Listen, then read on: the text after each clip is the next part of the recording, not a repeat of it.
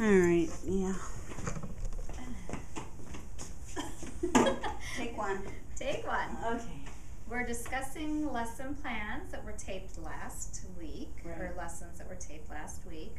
I was not here to tape because I was at home ill, and the substitute taped you, and so I watched the lessons at home, and I thought you did a really very nice job. Thank you. Very, very nice job.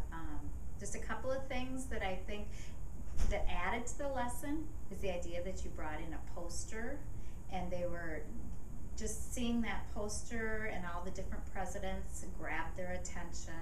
You had brought in another book about Abraham Lincoln, and they were interested in seeing that. Some extra things besides just the books that they were using themselves. Okay, that is a question that I had. Do you think that takes away though from our books? I think if you keep it really short, do it quicker. Okay. Just I think it's not like, okay, this.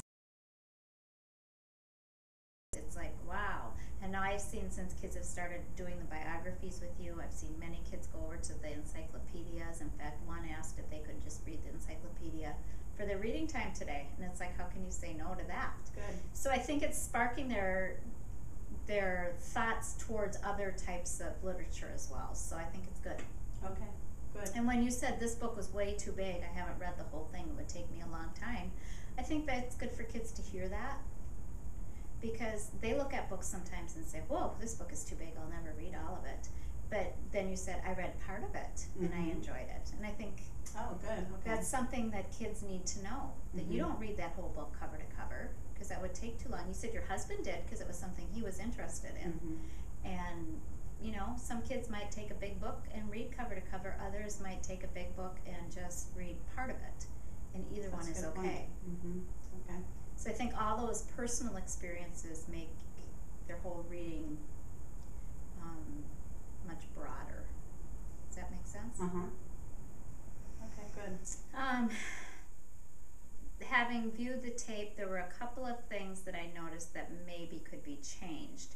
The first was, and it had to do with our schedule at school, is that they didn't get snack time before, so they brought their snack to the group.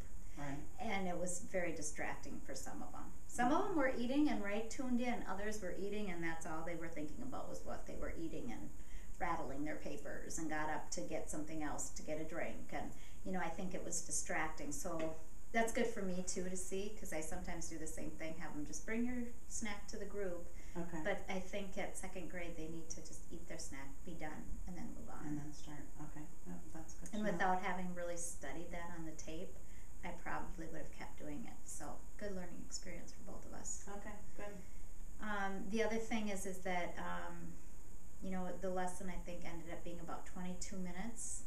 Okay. And I think that gets too long for second grade. Some kids can handle it great, and some of them are just tuned right in the whole time. Or if it's going to be that long, get up and do a little movement break in there or something. But some kids were just getting kind of antsy. Right. I think even adults, if you think about church, and you sit for a sermon for 22 minutes, that's true. I don't stay tuned into the whole thing. Yeah. Okay, that's a good point too. Okay.